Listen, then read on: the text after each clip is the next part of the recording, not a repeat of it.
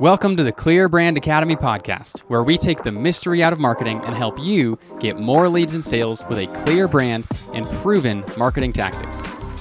I'm your host, Alexander Toth. Today we're talking about email sequences. Emails are incredible. As far as marketing goes, there is nothing that compares with the ROI that you can see on an email sequence. I've seen numbers in the 40s, 40x return on investment for a good email sequence. I've seen numbers, and I often get asked in comments, hey, what studies are you quoting? There's multiple studies talking about email marketing here. So I've seen a 38x number, I've seen a 40x number, I've seen a 43x number. So I think what we can conclude is email marketing has a really high return on investment. For every dollar you invest, you can make something like $38 or $40 on it. That's incredible. I've never seen any other marketing like that.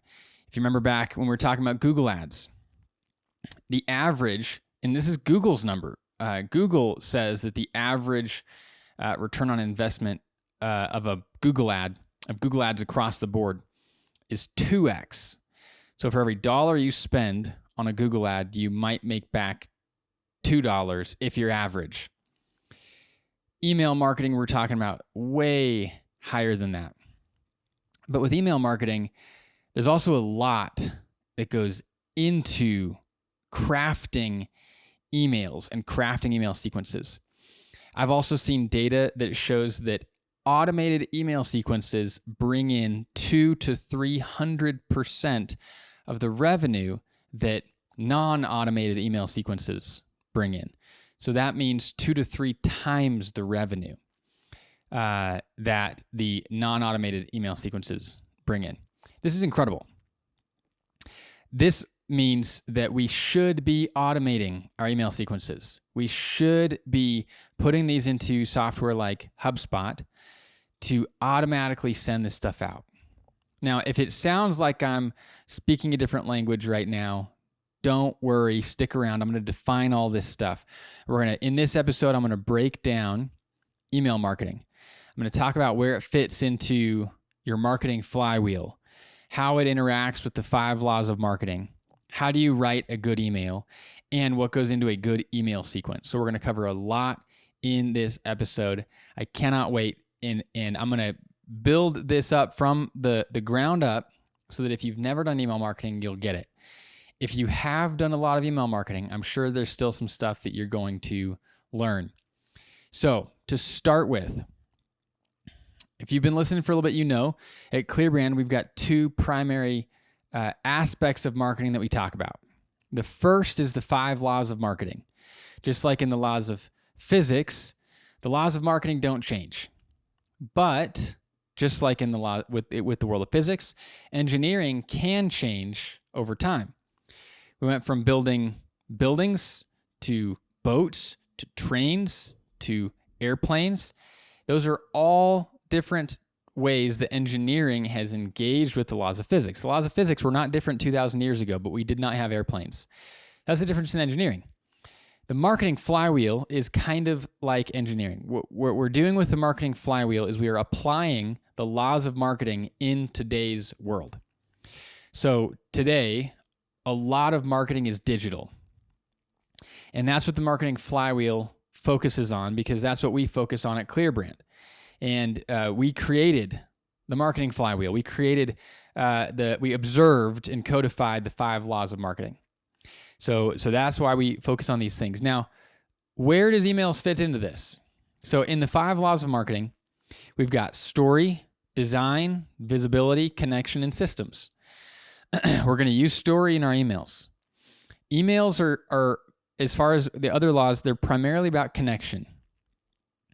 You're not going to send an email to somebody to become visible, right? That's where ads and things come in. That's for the visibility. Emails are for moving people forward in their relationship with you, which is why we're going to be in that law of connection specifically. But we're also going to be systematizing this. We're going to be automating our emails, and that's where the law of systems comes in. So we'll break that out. We'll talk about these. At the beginning of last episode, I talked about the 5 steps of connection. We've got, first, you got to meet people, right? If we're breaking this down into a relationship, I'll go through these fast because I did it last week. But first, we got to meet people. Second, we've got to have a conversation. Third, we've got to get some contact info. Fourth, we got to build trust. And fifth, we got to close the deal. All right. Now, if we convert that into business, meeting people is the same as increasing traffic. It's visibility. That's the law of visibility. Second, having a conversation, that's bringing people to your website. They get to read an article. They get to listen to a podcast. They get to engage with you in some way for free. That's that conversation. Third, getting contact info is your lead magnet. Offering something valuable in exchange for their email address. We talked about that last episode. Fourth is building trust. In the world of relationships, we're talking about dating. In business, that's your email sequence. That's where we're at today. It's the 4th step of connection. After that, we're going to close the deal. That does happen a little bit in the email sequence, and I'll tell you how. It also happens on your website with a good sales page. And you can go back and listen to our Write a Website That Sells episode to learn how to write a good sales page. Now, let's talk marketing flywheel. Marketing flywheel coincides greatly with the law of connection. At the center, we have your website, and everything's going to be revolving around your website. That's the core of your digital marketing. Then we have on the picture a triangle. On the right side of the triangle, we have increased traffic. On the bottom of the triangle, we have generate leads. And on the left side of the triangle, we have get sales. And these are all arrows. They're pointing at each other. And then we're going to spin this thing. And you're going to gain momentum over time if you engage in all 4 parts of that. You have a good website. You're engaging in activities that increase traffic. You're engaging in activities that generate leads. And you're engaging in activities that get sales. The email sequence is mostly in that get sales side of things.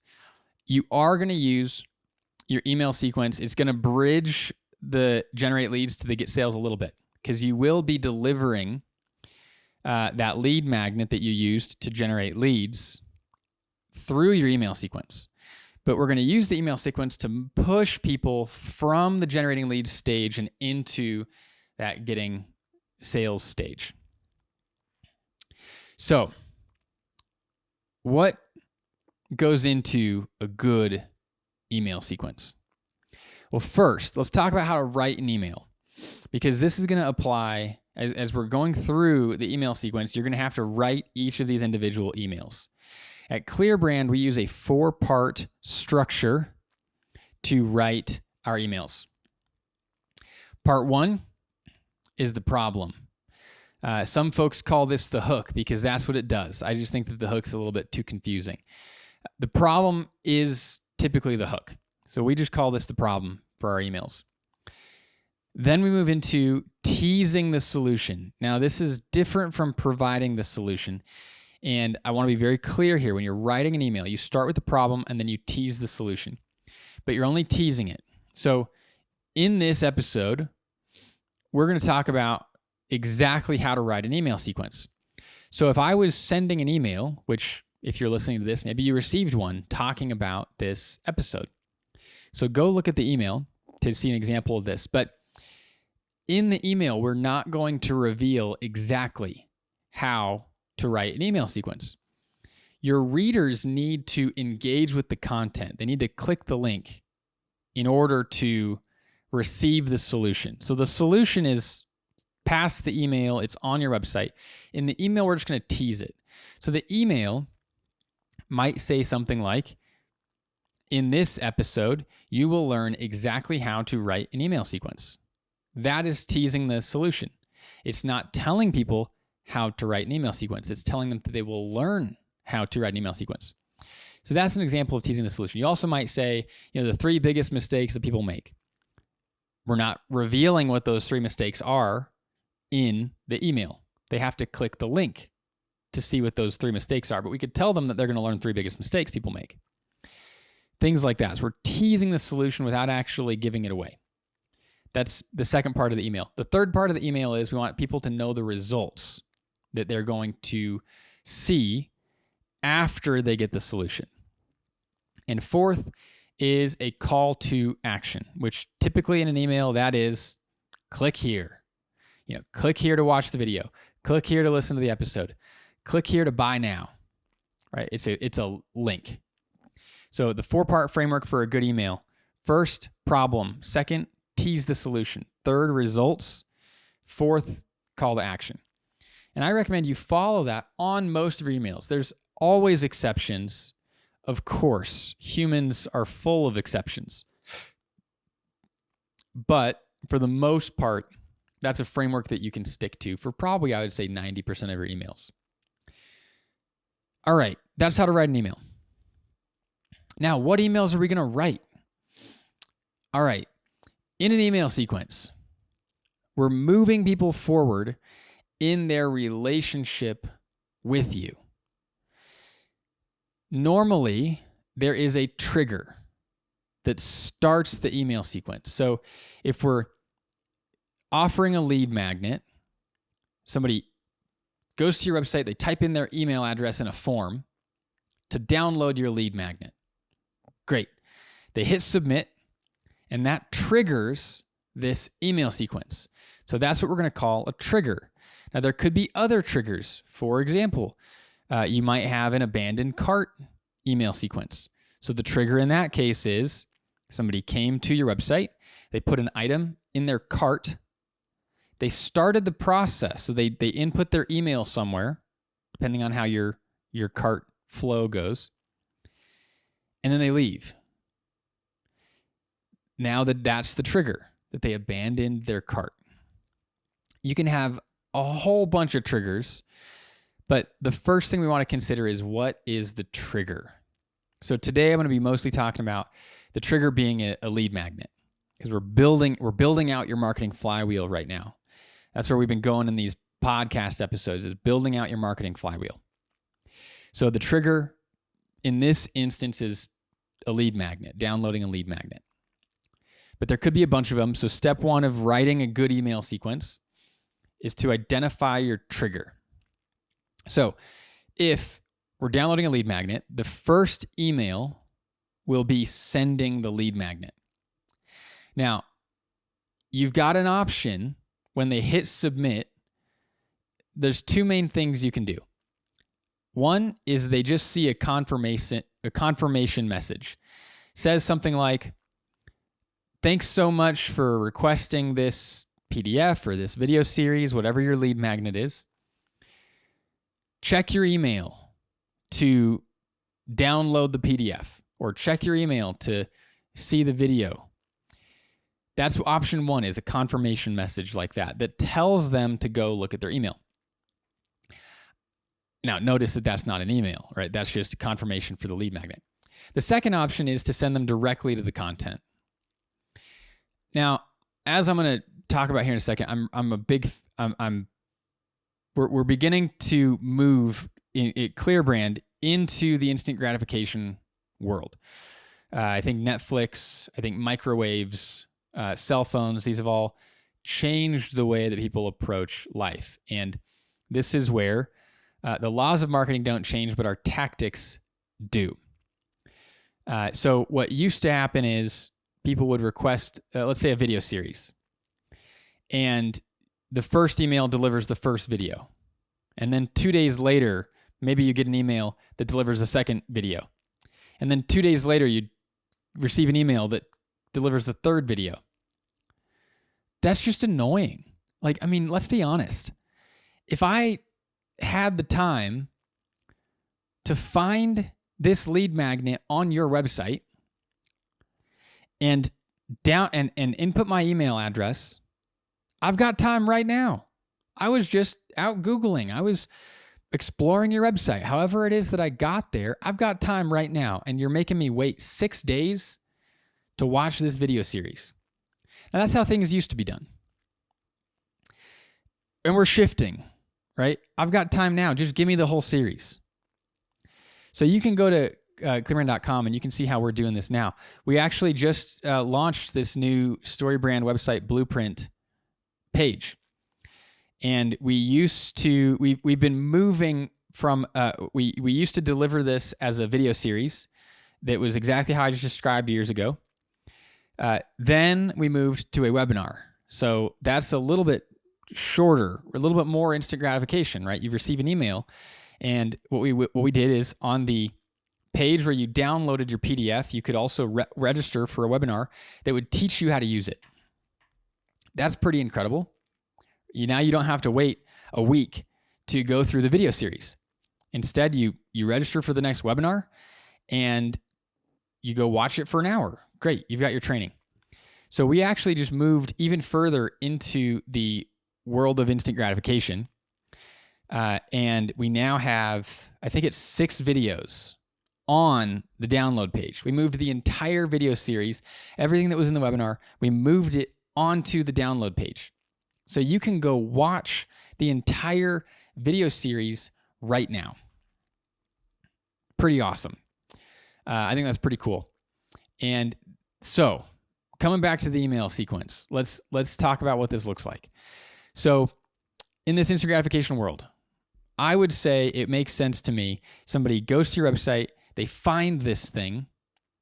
Let's honor that and let's give it to them right now. So they input their email and they click the submit button on your website.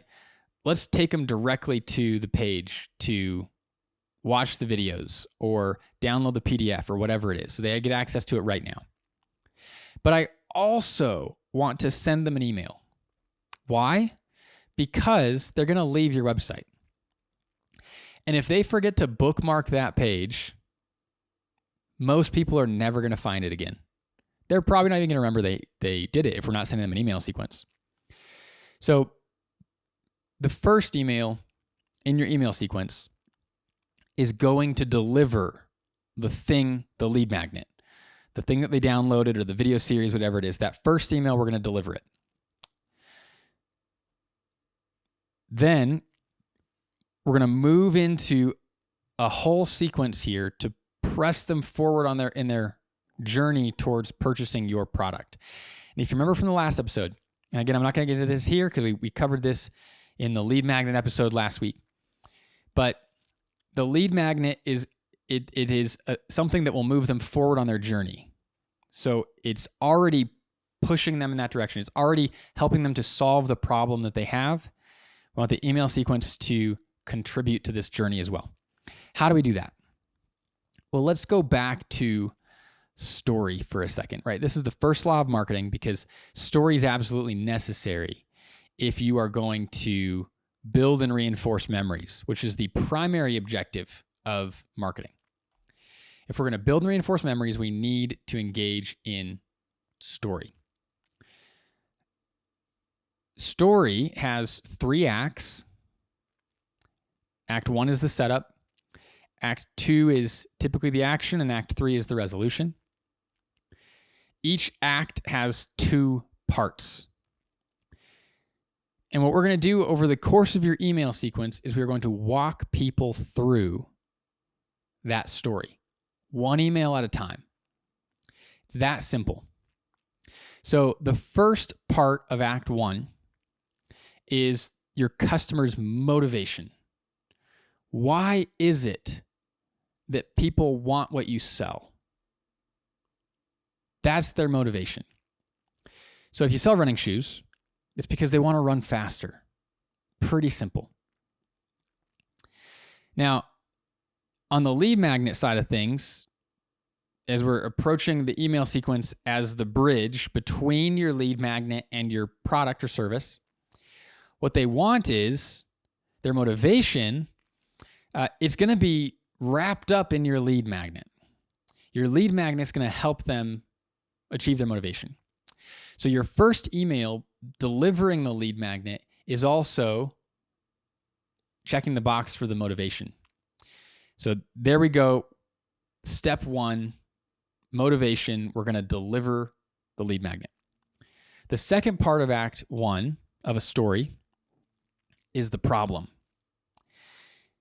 And remember from the Write a Website That Sells episode, the problem is not the problem that you've identified. It's the problem that your customers come to you talking about. We're living in their world. That's why we call this the setup.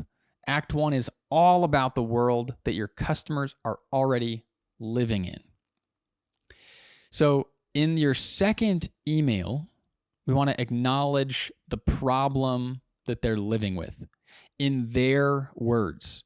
If you're selling something that maybe it's on Amazon or you're receiving reviews, a great place to discover the problem people are talking about is in the reviews. That's their own words. They're going to reveal their motivation and they're going to reveal their problem in the reviews. So we want to use the words that they're using. So the second email, we're going to focus on the problem. You're going to empathize with them. You're going to follow that 4-part framework that I shared for writing an email. And this gets a little, let's take a step back here, because you might be thinking, if it's a problem email, how am I going to write a problem and then tease the solution and then results and then a call to action? Well, in the problem email, we're mostly talking about the problem and we're empathizing with folks, but we're also going to have something there to help solve it. Now, the key is to focus on the problem. So going back to my example of the StoryBrand website blueprint, the problem is going to be implementing StoryBrand. And so in this email, we might talk about how difficult it is to implement StoryBrand on your own. We might talk about how much we've heard about people struggling to implement it on their own. Then we can maybe send them back to the training that was in that first email. That's the lead magnet, is a StoryBrand website blueprint and training. We might also offer up another possible solution. So we've got a blog article, 202 best StoryBrand website examples. So this could also be a potential way to continue acknowledging this problem. Hey, it's really hard to implement StoryBrand on your own. So we actually compiled the 202 best StoryBrand website examples out there on the internet. Click here to see them. Boom. There's our second email. The next part of a story. We're moving into the action. And in Act 2, we're talking about your product. You're beginning to solve the problem. So the first part of Act 2 is the solution. So the third email that you send, and this we can stretch these things out. Typically want to provide a good amount of value before we start selling stuff. And when we get to the solution, that's what we're doing. When we get to the solution, we're talking about your products and services, because that's how people are going to solve their problem, is by buying your products, right? This is how we're moving them forward on that journey. So if you wanted to, you can live in Act 1 for another email or two. You could talk about the motivation in another email. You could talk about the problem for another email. But we do want to get to this solution. The solution is where we're going to be talking about your product. Now, if you've been through ClearBrand Academy, you know in our Write a Website That Sells course, we go deep into each of these sections. And I'm giving you a really simplified version right now, right? We're 3 acts, 2 parts per act. Now, each part of these things actually has multiple sub-parts. And I don't want to get too confusing here, so you might want to just go check out ClearBrand Academy. But the solution, we actually start with why. Why do we care? Why do we want to help you? And you could have an email about that. And this could be your transition email from, hey, here's the problem, and then over to the solution. You could say, hey, we've been in business for years, and what we've seen is a lot of folks struggling with this problem. Here's why we do what we do. And you could then direct folks to more value that way. In every single email, we're going to have a link. So you might have an email devoted to why you do what you do. And that email might go to a video where you're talking about why you care. Maybe it's a case study or something. So you could have a why email in there if you don't want to shoot straight for the solution. or you can just go straight for the solution. If your lead magnet's really good, you've probably built a lot of trust and you can get there sooner. So that's totally an option. But now we're transitioning to the solution. So we're around email 3 or 4, depending on how much value, how many emails you had providing value. So we're in the solution now. So we got to reveal what it is that you're selling. Now, a lot of folks talk about urgency. So once we start talking about your product, this is where we're going to be considering urgency. One of the simplest ways to add urgency to your email sequence. And when we talk about urgency, what we're really talking about is, why do I need to buy right now? So the simplest way to do that is to provide a discount that's going to expire. This discount is only good for the next 4 days, right? Maybe it's 25% off. Maybe there's something free that you're adding into your package. If you buy in the next 4 days, we're also going to throw in this thing, or you're going to get 25% off, or you're going to get a custom, a one-on-one coaching session with one of our coaches. Things like that would add urgency as long as there's a time limit. There's an end date to receiving this really cool benefit. Now, whatever you decide to do for urgency, your solution email needs to include your product or service, because that's your solution. That's what your product or service does for people, is it solves their problem. So your solution email is really where we're introducing your product or service. And this urgency thing, the discount or the freebie, that's just an addition. But the core of the email is about how your product or service solves your prospects, your potential customers' problem. That's why it's a solution email. We're talking about your product or service as a solution. Now, I've heard people talk about length a lot. Some folks swear by a short email or short landing page content. Some people swear by long emails and landing page content. Now, if we look at what is working, so we can look at Apple, we can look at other companies that are making millions or billions of dollars. What I have seen is big companies tend to go short. Small companies tend to go long. That does not mean that one is necessarily better or worse. Big companies are able to leverage brand awareness and a knowledge of products that's already out in the world. So Apple does not need to describe to people what the iPhone is. Cool. That means that they can just send an email that has a picture of an iPhone in 5 or 6 words to get you to click on it. Awesome. So at ClearBrand, our approach to length is it should be as long as it needs to be and as short as it can be. That's how we typically approach this. So if you've got a product like the iPhone and you don't need to explain it, cool. Just in your solution email, send an email that lets them know how to buy. Easy.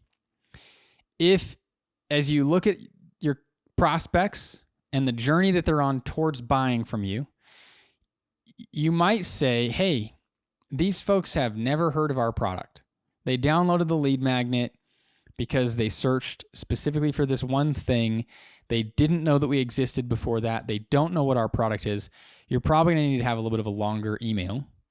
And then your sales page is also going to need to be fairly robust. Now, this is something else that I've observed, and we're not talking a ton about sales pages today. Apple's landing pages are very long. And so I haven't really seen a super short landing page work very well, or a sales page. But medium to long, I think, is probably going to be helpful and necessary there. So, but also think about what needs to be in the email versus what needs to be on the sales page. Your sales page is really doing the selling. So yeah, it should be robust. It should be driving to the sale. The question with this solution email is, what do people need to know to click the link to go to the sales page? They need to know enough. And that's going to change depending on what it is that you sell, how big your brand is, how much market share you have, how much market awareness you have. That's all going to impact length here. So as long as it needs to be, but as short as it can be, is our general principle at ClearBrand for these emails. But this email we're talking about is the solution. You're introducing your product or service as the solution. You're telling people, this is what we sell to help you solve your problem, and click here to buy or click here to learn more. Great. From there, now we are in what I would consider the sales sequence. Different people have broken these things up differently. For example, in Donald Miller, in the Business Made Simple course, in the Marketing Made Simple course, he breaks up this into two different email sequences. Email sequence 1 is what he calls a nurturing email sequence. Email sequence 2 is what he calls a sales email sequence.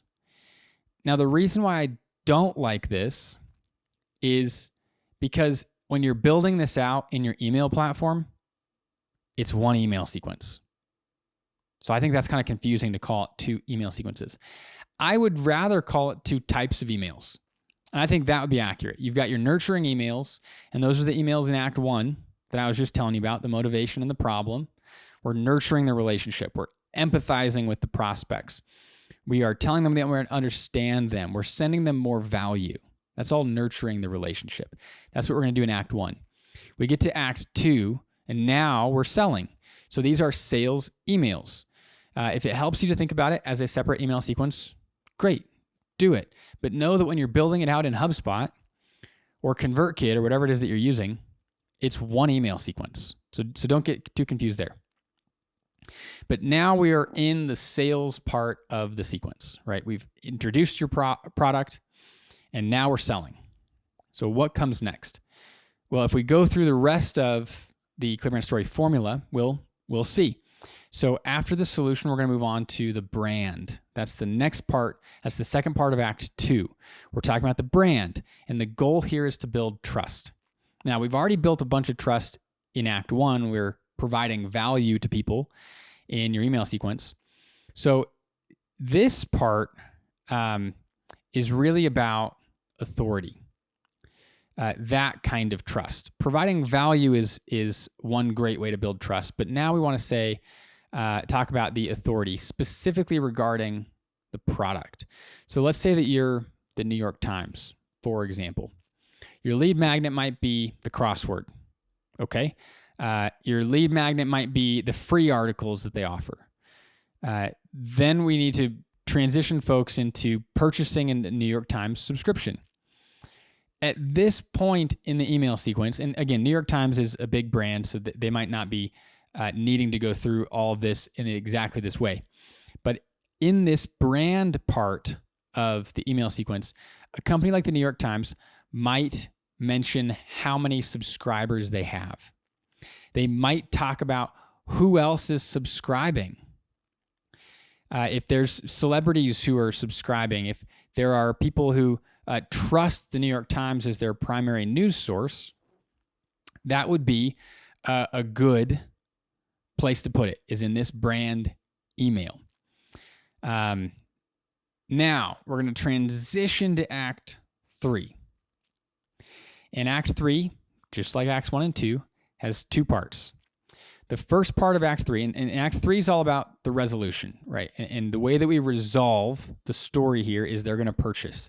That's the last part of Act 3. So the first part of Act 3 is foreshadowing the results.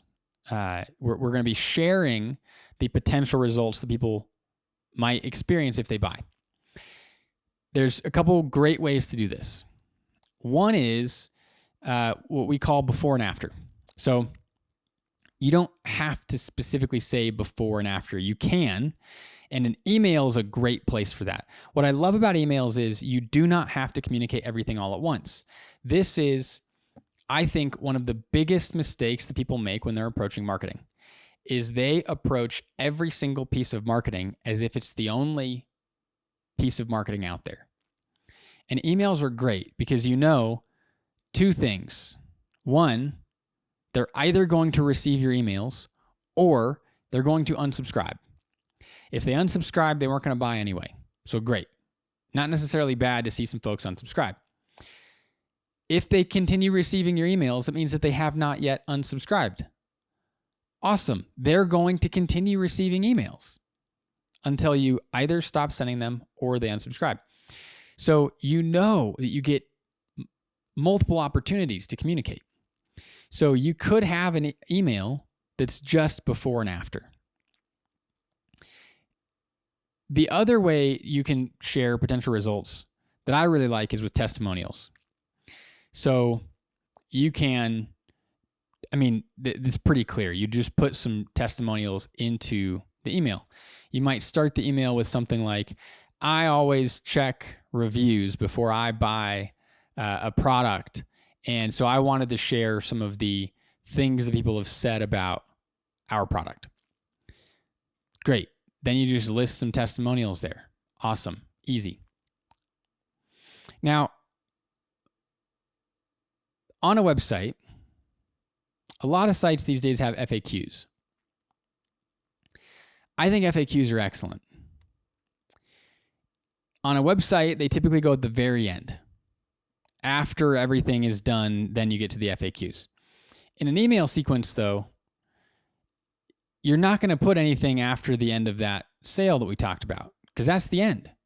So if you want to include FAQs or anything else, this is got to go before we get to the last part of Act 3. So if you've got miscellaneous emails, if you've got a money-back guarantee email that you want to send, if you've got FAQ email you want to send, this is where to put it. This is the miscellaneous emails section, right? We've finished everything else so far. We're about to get to the final call to action, and we want to do that. Anything else we're going to do now. But keep in mind, this is not the place for what I would consider self-expression. Self-expression is not necessarily bad, but it's for you. It's not for your customers.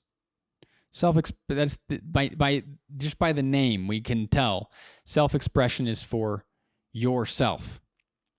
And what we want to include here is things that are for your customers. The FAQs are for your customers. The testimonials are for your customers. So let's not get into the world of self-expression here. As long as it's for your customer, you can put it before the call to action. We're also going to want to time these, and we'll talk about timing here in a second, but you can't add too many emails if you've got a 4-day time limit on your deal. There's only so many emails people are going to want to check per day, and we got to get to that call to action email by the last day of the sale. So if you listened to the urgency piece and you said, yep, we're going to do a discount for 4 days. And by the way, 4 days is my favorite length of time for a discount. It's just short enough and it's not too long. It's a great length of time. If you go too long, there's no urgency. You might as well not have a discount, because if you have a discount, you're just cutting into your profits anyway. So if we go too long, there's no urgency. If we go too short, people don't always check their emails every single day, or they miss some.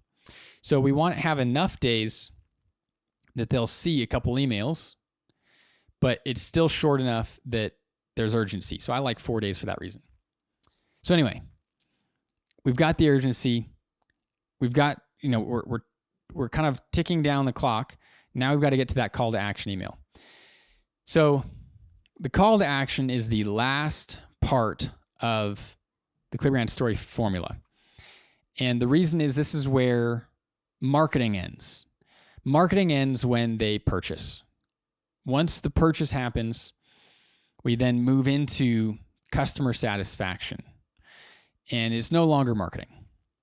And we could debate terms there, but as far as taking somebody from just hearing about you all the way up to the sale, we've won. Everybody wins when they purchase. So That's why this is the last part of Act 3, is the call to action. So you're going to be sending an email that basically says, hey, time's running out.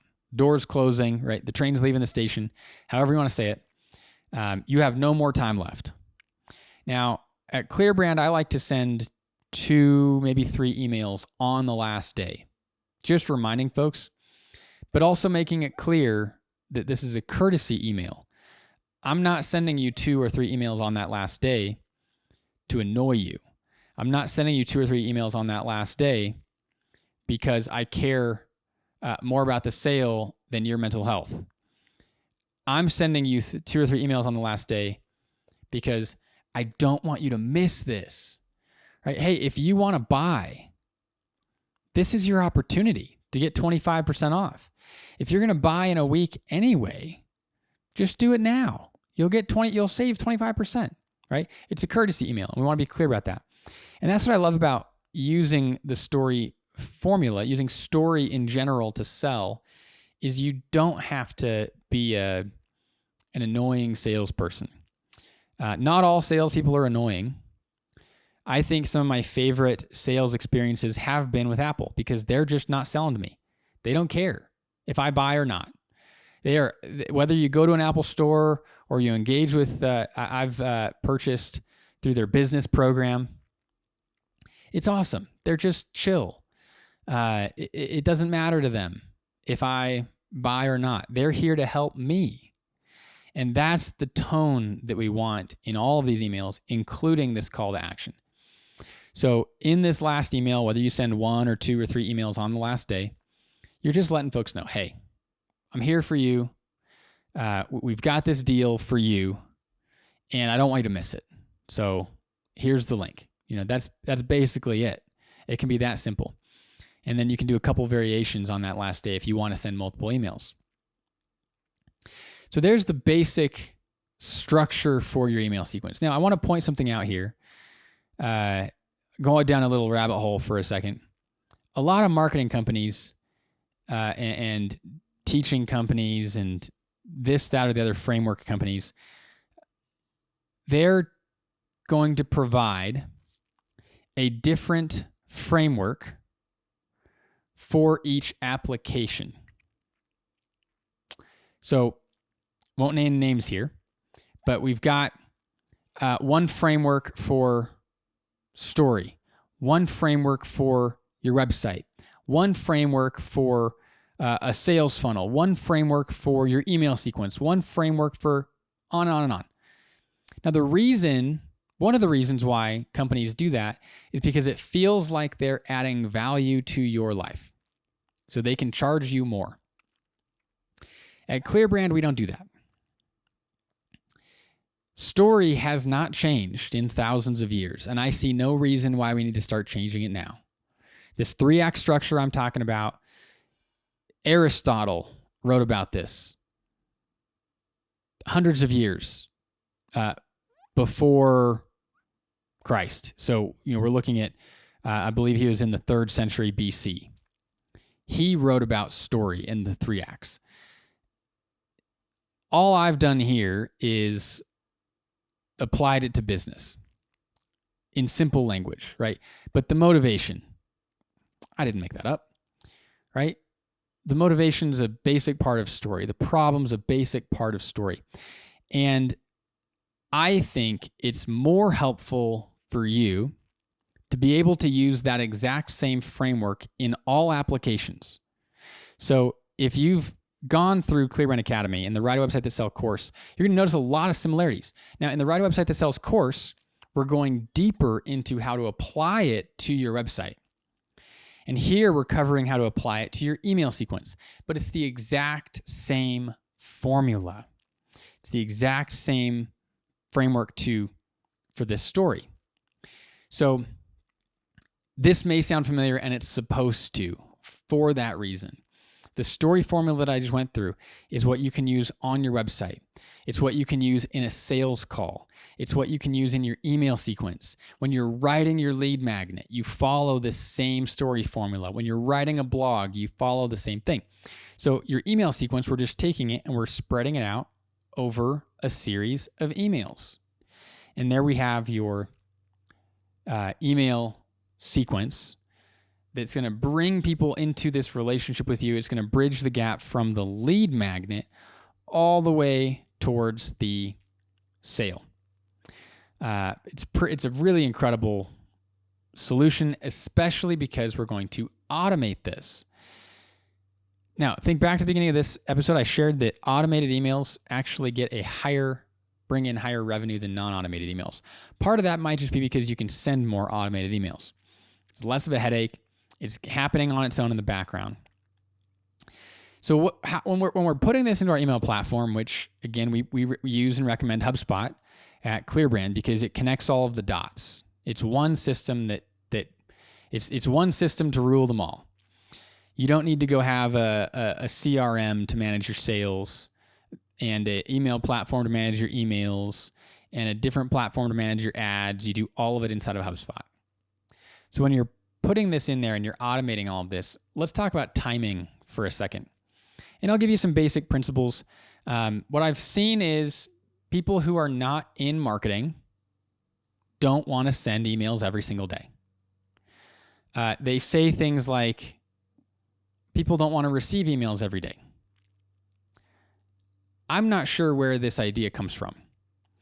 When I'm emailing a coworker or a friend, I don't care if I send them 3 emails in a day, right? If we're in an exciting conversation, I might send them multiple emails in one day, and they're looking forward to it because we're in an exciting conversation.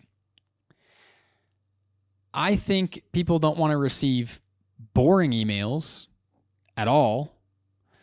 But if you're sending interesting stuff, yeah, people get excited about hearing from you. So the first thing I would encourage you with in timing your emails is to be bold. We don't need to pace these every other day or every 3 days or only 1 email a week or 2 emails per week. Or if you're sending valuable stuff, people want to hear from you. So what I've seen as far as numbers go is if you send less than 1 email per day or per week, less than 1 email per week, people generally forget about you. Now, part of the purpose of sending emails is to stay on people's mind. So if you're not sending emails frequently enough, you're failing at that first, most basic emailing principle. You're supposed to be staying on their mind so that when they go to buy something like what you sell, they're thinking about you and they will buy from you. So we have to have a certain frequency that allows us to stay on their mind. So I would say that the minimum emailing frequency is 1 email per week. And we've seen this in our emailing for clients and things like that. Now, maximum though. There is a maximum. Sure, people might not want to hear from you 2 or 3 times every single day of the week. That does get a little outrageous. There's also a flow to this though. So I was just reviewing a lead that we got, and we use HubSpot. So I was able to go through and see what pages on our website did they engage with? What did they download? What emails did we send them at all? And what I noticed is on one of the days, and I do this frequently just to kind of keep a finger on the pulse of what are people experiencing with ClearBrand. And what I noticed is on one of these days, this individual received the blueprint download and then also received an email about a podcast. So they downloaded on a Tuesday. We send out podcast emails on Tuesdays. So they both downloaded the blueprint, the StoryBrand website blueprint, and they received an email at the podcast. That's not bad, right? They just got a bunch of value in one day. This particular person did not unsubscribe. Great. They just had a day full of ClearBrand. Cool. Now, would we want a day like that every single day? No. But if we go back to emails being like dating, sometimes you want to see your date multiple times in one day. But then there's also times that you might want to go a couple days without seeing them. And that's okay. That's part of that relationship building process. So I think at ClearBrand, we're not going to send you 2 emails a day. Depending on what's happening, I'm in for sending you 1 email per day, and I would do that for weeks. I would be okay with that for weeks. And we would, of course, be tracking unsubscribes and all of that. And if we know that we're sending really good content and we're seeing a bunch of unsubscribes, hey, we might dial it back a little bit. But in general, we have seen sending more emails leads to more sales calls. That was one of the most interesting things that I've seen from tracking all of our email metrics. Was there is a clear correlation between the number of emails that we send in a week and sales calls. And as we send more emails, we receive more sales calls. Now, we also get more unsubscribes. But I'm okay with that. I want those sales calls. And if I get a sales call and 1 unsubscribe or 2 unsubscribes, hey, I'm okay with that. That's great to me because that unsubscribe was probably not going to buy anyway, the person who unsubscribed. So in an email sequence, we're going to send you 1 email per day. Maybe take a break for a day here and there, especially if it's a big push. When we're not in an email sequence, we're going to really live in the 1 to 3 emails per week space. I like 2. I think that's a pretty happy medium. But there's also a fluctuation, just like in dating. If we've got a week where we got a bunch of value, hey, I might send out 3 emails. Totally fine. So as you're planning out your timing for your email sequence, I would say your first couple days, 1 email per day. Then maybe take a day off or maybe 2 days off. And then you can do another email and then another 1 or 2 days off. And then as we get to the end of that sale, once we send the solution email, and now we're in the sales part of the sequence, 100% send an email every single day until the end of until the discount's over or the sale's over or whatever it is that you're doing. The urgency's gone. So 1 email per day during that part. So what you should be hearing right now is, as a summary of timing, minimum 1 email per week, maximum 1 email per day on a regular basis, maximum 3 emails per day, but I would only do that once, maybe 2 emails per day, but again, I would do that once, maybe twice. But in general, we're going to say no less than 1 per week and no more than 1 per day unless it's a special occasion. And long term, we're going for 1 to 3 per week is typically how I would plan these out. Now, you might be asking, what do you mean long term? Hey, after the email sequence is done, you should still be emailing your list once a week or twice a week. And this is where blogging comes in. This is where extra value comes in. The podcast for us comes in. We're sending an email, sharing this value so that we make sure that we stay on folks' mind, even if they're not in an email sequence.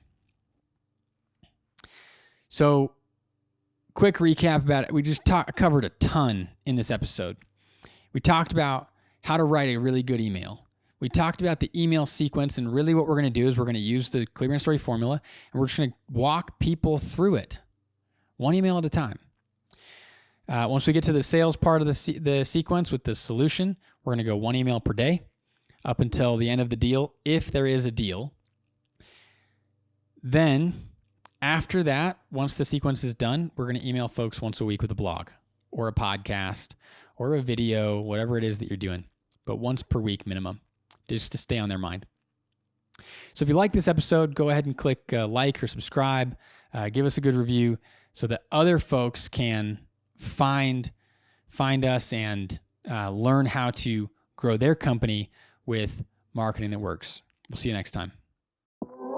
Thanks for listening to the ClearBrand Academy podcast, where we take the mystery out of marketing and help you get more leads and sales with a clear brand and proven marketing tactics. If you liked this podcast, please leave a review on Apple Podcasts or wherever you listen to podcasts. If you'd like to outsource your marketing to our team, go to clearbrand.com.